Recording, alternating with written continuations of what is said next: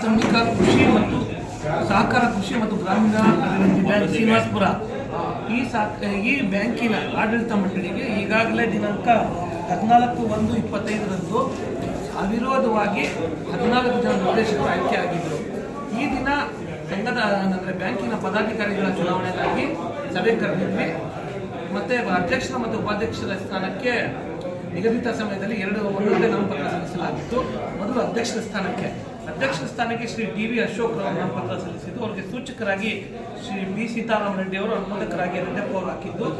ಈ ನಾಮಪತ್ರ ಕ್ರಮಬದ್ಧವಾಗಿದ್ದರಿಂದ ಮತ್ತು ಒಂದೇ ನಾಮಪತ್ರ ಇರುವುದರಿಂದ ಶ್ರೀ ಡಿ.ವಿ. ಅಶೋಕ್, ತಂದೆ ಹೆಸರು ವೆಂಕಟರಾಮ ರೆಡ್ಡಿ, ದಿಂಬಲ ಗ್ರಾಮ ಅವರು ಈ ಬ್ಯಾಂಕಿನ ಮುಂದಿನ 5 ವರ್ಷಗಳ ಅವಧಿಗೆ ಅಧ್ಯಕ್ಷರಾಗಿ ಅವಿರೋಧವಾಗಿ ಆಯ್ಕೆ ಆಗಿರುತ್ತಾರೆ. ಅದೇ ರೀತಿ ಉಪಾಧ್ಯಕ್ಷರ ಸ್ಥಾನಕ್ಕೆ ಶ್ರೀ ಕೆ.ಬಿ. ಸುಬ್ಬಾರೆಡ್ಡಿ ಅವರು ನಾಮಪತ್ರ ಸಲ್ಲಿಸಿದ್ದು, ಸೂಚಕರಾಗಿ ಶ್ರೀ ಲಕ್ಷ್ಮಣ ರೆಡ್ಡಿಗೆ, ಅನುಮೋದಕರಾಗಿ ಶ್ರೀ ಮುನಿಂಗಪ್ಪ ಸಿ ಸಹಿ ಮಾಡಿದ್ದು. ಸದರಿ ನಾಮಪತ್ರ ಕ್ರಮಬದ್ಧವಾಗಿರುವುದರಿಂದ ಮತ್ತು ಉಪಾಧ್ಯಕ್ಷರ ಸ್ಥಾನಕ್ಕೆ ಒಂದೇ ನಾಮಪತ್ರ ಸಲ್ಲಿಸಲಾಗಿರುವುದರಿಂದ ಶ್ರೀ ಕೆ.ಬಿ. ಸುಬ್ಬಾರೆಡ್ಡಿ, ತಂದೆ ಹೆಸರು ಬೈರೆಡ್ಡಿ, ಕೋಡಪಳ್ಳಿ ಗ್ರಾಮ ಇವರು ಈ ಬ್ಯಾಂಕಿನ ಉಪಾಧ್ಯಕ್ಷರಾಗಿ ಮುಂದಿನ 5 ವರ್ಷಗಳ ಅವಧಿಗೆ ಅವಿರೋಧವಾಗಿ ಆಯ್ಕೆ ಆಗಿರುತ್ತಾರೆ. PCRD ಬ್ಯಾಂಕ್ ವಾಡಿಕೆಯಂತೆ PLD ಬ್ಯಾಂಕ್ ಅಂತ ಕರೀತಕ್ಕಂಥ ವಾಡಿಕೆ. ಈ ಬ್ಯಾಂಕಿನ ನಿರ್ದೇಶಕರಾಗಿ 14 ಜನ ನಾವು ಅವಿರೋಧವಾಗಿ ರಮೇಶ್ ಕುಮಾರ್ ಅವರ ಕೃಪೆಯಿಂದ, ಅವರ ಆಶೀರ್ವಾದದಿಂದ ಆಯ್ಕೆ ಆಗಿರುತ್ತೇವೆ. ಸರ್ಕಾರದ ನಾಮನಿರ್ದೇಶಕರಾಗಿ ರಾಮಸ್ವಾಮಿ ಅವರು ಒಬ್ಬರು ಆಯ್ಕೆ ಆಗಿರ್ತಾರೆ. ಒಟ್ಟು 15 ಜನ ಇದ್ದೇವೆ. ಇವತ್ತು ಅಧ್ಯಕ್ಷ ಉಪಾಧ್ಯಕ್ಷ ಚುನಾವಣೆ ಬ್ಯಾಂಕಿಗೆ ನಡೆದಿದ್ದು. ಚುನಾವಣೆ ಅಂತಂದರೆ ನಾವೆಲ್ಲ 9 ಗಂಟೆ ಮಂದಿ ಕೂತ್ಕೊಂಡು ರಮೇಶ್ ಕುಮಾರ್ ಅವರ ಮಾರ್ಗದರ್ಶನದಂತೆ ನಾವೇ ಕೂತ್ಕೊಂಡು ಮಾತನಾಡಿ, ಯಾವುದೇ ಭೇದ ಭಾವ ಇಲ್ದಿರ ಸುಬ್ಬಣ್ಣನವರು ಹಿರಿಯರು, ಅವರ ಆಶೀರ್ವಾದ ತಗೊಂಡು ನಾನು ಅಧ್ಯಕ್ಷನಾಗಿ ಈ ಬ್ಯಾಂಕಿಗೆ, ಉಪಾಧ್ಯಕ್ಷರಾಗಿ ಸುಬ್ಬಾರೆಡ್ಡಿ ಅವರು ಎಲ್ಲ ನಿರ್ದೇಶಕರ ಅಭಿಪ್ರಾಯದೊಂದಿಗೆ ಆಯ್ಕೆ ಆಗಿದ್ದೇವೆ. ಇದಕ್ಕೆ ರಮೇಶ್ ಕುಮಾರ್ ಅವರಿಗೂ ಕಾಂಗ್ರೆಸ್ ಪಕ್ಷಕ್ಕೂ ಅಭಿನಂದನೆ, ಆಭಾರಿ ಆಗಿರ್ತೇವೆ. ರಮೇಶ್ ಕುಮಾರ್ ಅವರು ಇದೇ ರೀತಿಯಾಗಿ ಚೆನ್ನಾಗಿ ಅವರು ಉಜ್ವಲವಾಗಿ ಭವಿಷ್ಯದಲ್ಲಿ ಬೆಳಗಬೇಕು. ಅನೇಕ ರಾಜಕೀಯ ಕಾರಣಗಳಿಗಾಗಿ ಕೆಲವು ಮೋಸದ ಆಟಗಳಿಗೆ, ಹಣಕ್ಕೆ ಒಂದು ತೊಂದರೆಯಾಗಿ ಚುನಾವಣೆಯಲ್ಲಿ ತೊಂದರೆ ಅನುಭವಿಸಿರ್ತಾರೆ. ನಮ್ಮದು ಈಗೇನು ಉದ್ದೇಶ ಅಂತಂದರೆ ಈ ಬ್ಯಾಂಕಿನ ಮುಖಾಂತರ ಮತ್ತೆ ಅವರನ್ನು ಚೇತನಗೊಳಿಸಬೇಕು.